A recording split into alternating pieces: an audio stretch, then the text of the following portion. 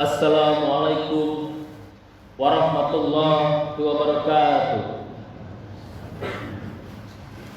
Allahu Akbar, Allahu Akbar, Allahu Akbar, Allahu Akbar, Allahu Akbar, Allahu Akbar, Allahu Akbar, Allahu Akbar, Allahu Akbar, Allahu Akbar kabira, walhamdulillahi katsira, wa subhanallahi bukratan wa asila. La ilaha illallah, Allahu Akbar, Allahu Akbar, walillahil hamd. Alhamdulillah, alhamdulillahilladzi nahmaduhu wa nasta'inuhu wa nastaghfiruh wa na'udzu billahi min shururi anfusina wa min sayyiati a'malina. May yahdihillahu fala mudilla lahu wa may yudlilhu fala hadiya lahu. Asyhadu an la ilaha illallah wahdahu la syarika lahu wa asyhadu anna Muhammadan abduhu wa rasuluh. Allahumma shalli ala Muhammad wa ala alihi wa sahbihi ajma'in. Fa ya ayyuhal muslimunal hadirun, usikum wa iyaya bitaqwallah wa ta'atihi la'allakum tuflihun. Faqad qala Allah ta'ala fil Qur'anil Karim wa huwa hasbul khair. A'udzu billahi minasy syaithanir rajim. Bismillahirrahmanirrahim. Ya ayyuhalladzina amanu taqullaha haqqa tuqatih wa la tamutunna illa wa antum muslimun. Wa qala aidan, inna a'tainakal kautsar fasholli li rabbika wanhar inna syani'aka huwal abtar. Sadaqallahul azim. Allahu akbar, Allahu akbar, Allahu akbar, walillahil hamd. Pagi ini memori sejarah kita membuka dirinya kembali, membawa manusia pada kenangan ribuan tahun lalu. Pagi ini kita kenang lagi manusia-manusia agung yang telah menciptakan arus terbesar dalam sejarah manusia, membentuk arah kehidupan kita, dan membuat kita semua berkumpul di Masjid Istiqomah ini untuk sholat dan berdoa bagi mereka. Pagi ini kita diagungkan lagi dengan nama-nama besar itu, Nabi Ibrahim alaihissalam dan istrinya Siti Hajar, Nabi Ismail alaihissalam dan Nabi Muhammad sallallahu alaihi wasallam. Bayangkanlah bahwa lebih dari 4000 tahun lalu tiga manusia agung itu, Nabi Ibrahim, Hajar dan Nabi Ismail, berjalan kaki sejauh lebih dari 2000 km atau sejauh dari kota Sungai Penuh ke jembatan Suramadu atau jembatan Surabaya Madura, sama dengan dari negeri Syam yang sekarang menjadi Syria, Palestina, Yordania dan Lebanon menuju jazirah yang tandus, yang oleh Al-Quran disebut sebagai lembah yang tak ditumbuhi tanaman apapun. Bayangkanlah bagaimana mereka memulai sebuah kehidupan baru tanpa siapa-siapa dan tanpa apa-apa. Bayangkanlah bagaimana mereka membangun Ka'bah dan memulai peradaban baru. Bayangkanlah bagaimana 42 generasi dari anak cucu Ibrahim secara turun-temurun hingga Nabi Muhammad SAW membawa agama tauhid ini dan mengubah jazirah itu menjadi pusat dan pimpin peradaban dunia. Bayangkanlah bagaimana Ka'bah pada mulanya hanya ditawafi 3 manusia agung itu. Kini setiap tahunnya ditawafi sekitar 5 juta manusia dari seluruh pelosok dunia yang melaksanakan ibadah haji, dan dalam beberapa tahun ke depan akan ditawafi sekitar 12 juta manusia setiap tahun. Ini seperti doa Nabi Ibrahim. Rabbana inni askamtu min dzurriyyati biwadin ghairi dzar'in inda baitikal muharram. Rabbana liyuqimus sholata faj'al afidatan minan nasi tawi ilaihim. Ya Tuhan kami, Sesungguhnya aku telah membawa sebagian dari keturunanku untuk tinggal di sebuah lembah yang tak bertumbuh tanaman apapun di sisi rumahmu yang suci, ya Tuhan kami. Itu agar mereka mendirikan sholat, maka penuhilah hati sebagian manusia dengan cinta mereka. Quran Surat Ibrahim ayat 37. Bayangkanlah bagaimana jazirah yang tandus tak berpohon itu dihuni oleh hanya mereka bertiga, dan kini berubah menjadi salah satu kawasan paling kaya dan makmur di muka bumi, persis seperti doa Nabi Ibrahim. Wa iz qala Ibrahim rabbi ij'al hadza baladan aminna warzuq ahlahu minas sama. Dan ingatlah tak kala Ibrahim berkata, ya Tuhanku, jadikanlah negeri ini negeri yang aman, dan berilah rizki kepada penduduknya berupa buah-buahan yang banyak. Al-Baqarah 126. Bayangkanlah bagaimana Nabi Ibrahim bermunajat agar lembah itu diberkahi dengan menurunkan seorang nabi yang melanjutkan pesan samawinya, dan kelak Nabi Muhammad SAW menutup mata rantai kenabian di lembah itu. Lalu kini 1500 tahun kemudian, agama itu diikuti sekitar 1,6 sampai 1,9 miliar Muslim. Ini seperti doa Nabi Ibrahim, Rabbana wa asbithim rasulan minhum yatlu alaihim ayatika wa yuk alaihimul kitab wal hikmata wa yuzakkihim innaka antal azizul hakim. Ya Tuhan kami, utuslah untuk mereka seorang rasul dari kalangan mereka yang akan membacakan kepada mereka ayat-ayat Engkau dan mengajarkan kepada Alkitab Al-Quran dan Al-Hikmah As-Sunnah, serta mensucikan mereka. Sesungguhnya Engkau yang Maha Kuasa lagi Maha Bijaksana. Surat Al-Baqarah 129. Bayangkanlah bagaimana dari sebuah kampung kecil di Irak bernama Azar, Nabi Ibrahim datang seorang diri membawa agama samawi ini melalui dua garis keturunan keluarga. Satu garis dari istrinya Sarah yang menurunkan Ishak, Yakub hingga Isa, dan satu lagi garis dari istrinya Hajar yang menurunkan Ismail hingga Nabi Muhammad. Dan kini setelah lebih dari 4 milenium agama samawi itu, Islam, Kristen dan Yahudi dipeluk oleh lebih dari 4 miliar manusia. Dijelaskan bahwa sahabat Ibrahim baini wa Yaqub ya baniya inna Allaha astafa lakumud dinna fala tamutunna illa wa antum muslimun. Dan Ibrahim telah mewasiatkan ucapan itu kepada anak-anaknya. Demikian pula Yakub. Ibrahim berkata, hai anak-anakku, sesungguhnya Allah telah memilih agama ini bagimu, maka janganlah kamu mati kecuali dalam memeluk agama Islam. Al-Baqarah 132. Allahu Akbar, Allahu Akbar, Allahu Akbar, walillahil hamd. Pagi ini kita kenang lagi perjuangan 4 milenium lalu itu, dan akan terus kita kenang hingga riwayat kehidupan berakhir saat kiamat datang kelak. Begitulah agar kesadaran sejarah kita tetap terjaga bahwa yang pertama, pertumbuhan adalah ciri dari agama. Berbagai kerajaan, dinasti, rezim dan imperium datang silih berganti dalam sejarah manusia. Ia lahir, tumbuh besar, berjaya lalu menua, melemah dan akhirnya mati.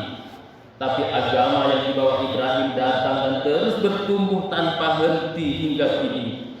Tak ada kekuasaan sezalim dan setiran apapun yang sanggup menghentikan lagi pertumbuhannya.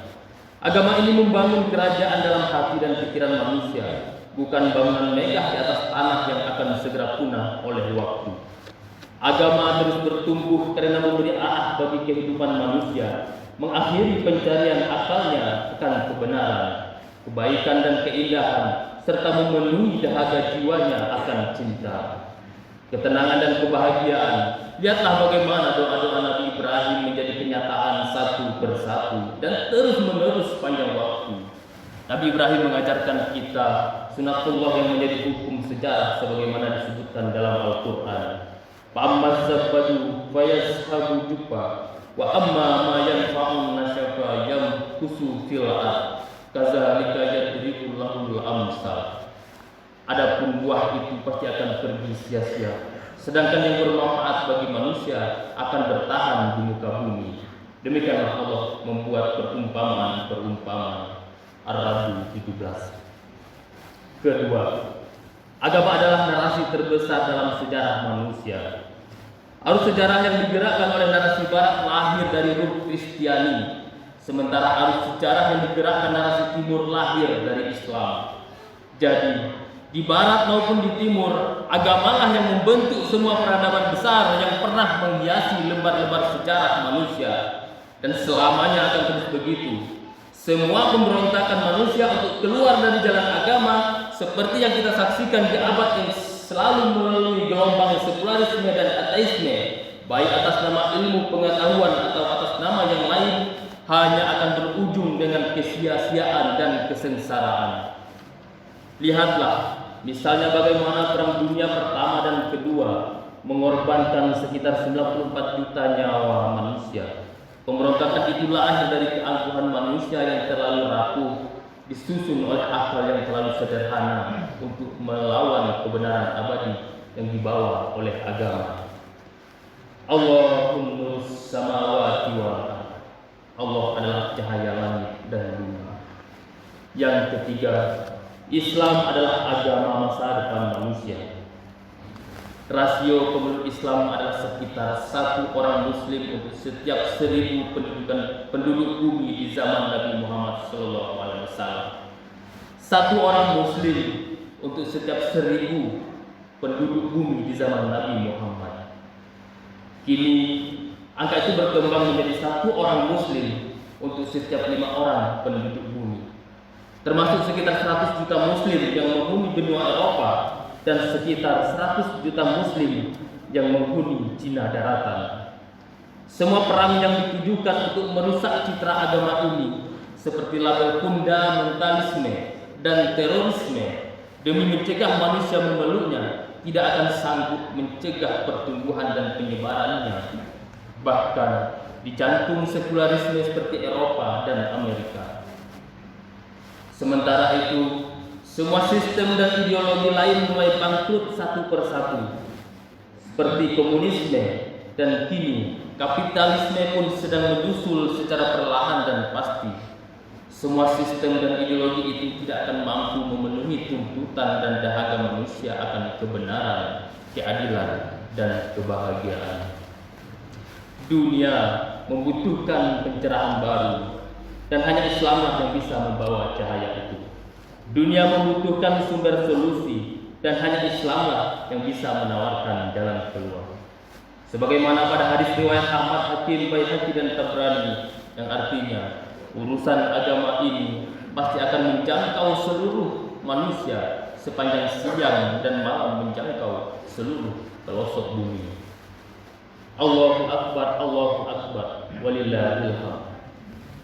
Yang keempat, bekerja dan berkorban adalah tradisi kebangkitan dan kepemimpinan. Bekerja itu seperti menanam pohon. Berkorban itu adalah pupuk yang mempercepat pertumbuhannya. Kita mengenang Nabi Ibrahim hari ini karena ia hanya bekerja menabur kebajikan di ladang hati manusia tanpa henti. Kita mengenang Nabi Ibrahim hari ini karena pengorbanannya yang tidak terbatas. Makna hidup kita, baik sebagai individu maupun sebagai umat dan bangsa, terletak pada kerja keras dan pengorbanan tanpa henti dalam menebarkan kebajikan bagi kemanusiaan. Bekerja adalah simbol keberdayaan dan kekuatan. Berkorban adalah simbol cinta dan kejujuran. Itu nilai yang menjelaskan mengapa bangsa-bangsa bisa bangkit dan para pemimpinnya bisa memimpin.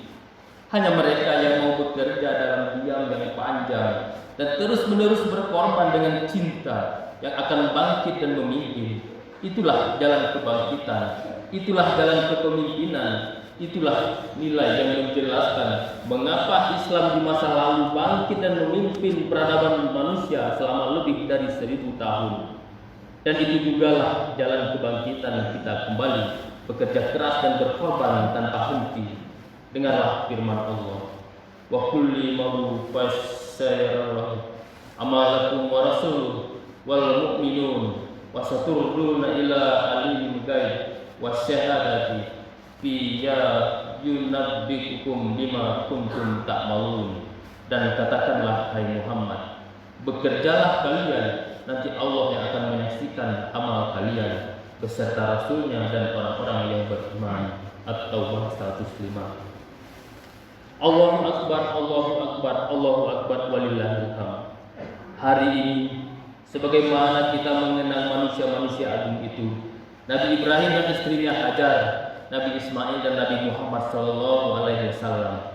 Kita juga mendengar rintihan hati umat manusia dari berbagai pelosok dunia. Di belahan dunia Islam ada rintihan anak-anak Palestina, Irak, Afghanistan, Sudan dan Kashmir yang membutuhkan solidaritas dan bantuan kita untuk membebaskan mereka dari kezaliman dan penjajahan. Bahkan di bumi pertiwi, hampir kita sering dikagetkan dengan berbagai macam bencana dan musibah. Tak ada ujungnya, bencana selalu ada di sekitar kita. Sementara di belahan dunia lainnya, ada miliaran jiwa manusia yang hidup dalam kehambaan dan juga menanti para pembawa cahaya kebenaran untuk menyelamatkan dan mengeluarkan mereka dari himpitan hidup yang pengap ke dalam rengkuhan cahaya Islam yang penuh rahmat. Tangis hati para korban kezaliman di dunia Islam dan rintihan jiwa para pencari kebenaran di dunia barat sama-sama menantikan kehadiran kepemimpinan baru yang datang membawa cahaya kebenaran. Cinta bagi kemanusiaan, tekad untuk bekerja keras, serta kemurahan hati untuk terus berkorban. Marilah kita bangkit membebaskan diri kita dari keserakahan dan kebakilan, kesedihan dan ketakutan, kelemahan dan ketidakberdayaan, egoisme dan perpecahan. Marilah kita bangkit dengan semangat kerja keras dan pengorbanan tanpa henti, melupakan masalah-masalah kecil dan memikirkan serta merebut peluang-peluang besar bagi kejayaan umat dan bangsa kita. Marilah kita bangkit dengan kepercayaan penuh bahwa Islam adalah masa depan manusia dan bahwa masa depan adalah milik Islam. Marilah kita bangkit dengan semangat dan keyakinan penuh bahwa kita bisa memimpin umat manusia kembali jika kita mau bekerja keras dan berkorban demi cita-cita besar kita. Amin. Demikianlah khutbah ini saya sampaikan, semoga bermanfaat untuk kita semua. Barakallahu li wa lakum fil Qur'anil azim wa nafa'ni wa iyyakum bima fihi minal ayati wa zikril hakim wa taqabbal minna wa minkum tilawatahu innahu wal ghafurur rahim.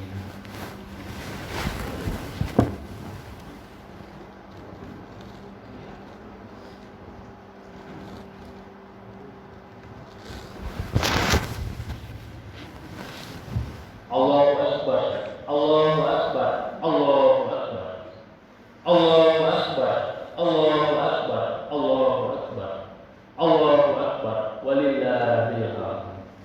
Alhamdulillahilladzi hadana li hadza wa ma kunna linahtadiya laula an hadanallah. Asyhadu an la ilaha illallah wahdahu la syarika lah wa asyhadu anna Muhammadan abduhu wa rasuluh.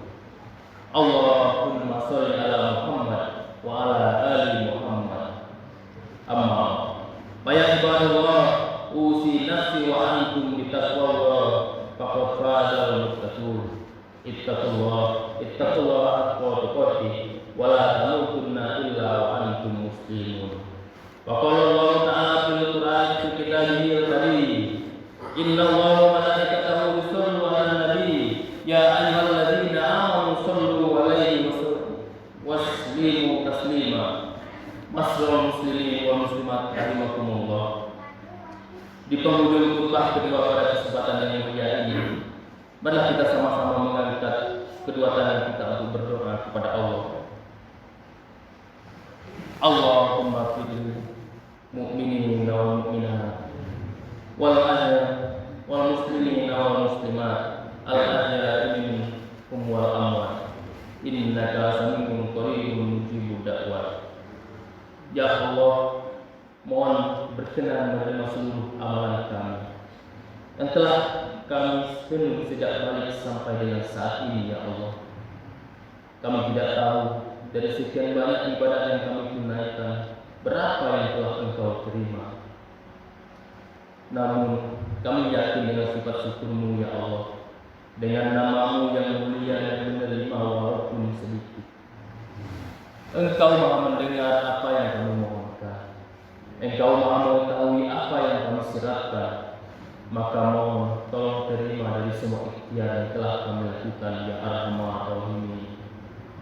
Ya Allah, jika ada di tempat ini atau dimanapun hamba-Mu ada yang masih berlumur dengan dosa, ya Allah, maka mohon jangan biarkan mereka dan kami di hari ini berdosa, kecuali Engkau ampuni, ya Allah, dan berikan kesempatan kepada kami untuk menjadi lebih baik dalam pandangan-Mu, ya Arhamar Rahimin.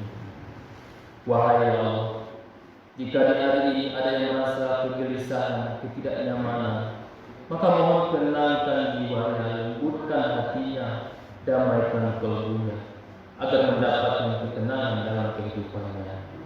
Wahai ya Allah, jika ada yang tengah mengalami kesulitan dalam hidupnya, ya Allah, saat ini di rumah tangganya, di pekerjaannya, kehidupan sosialnya, maka mohon kuatkan batinnya, ya Allah.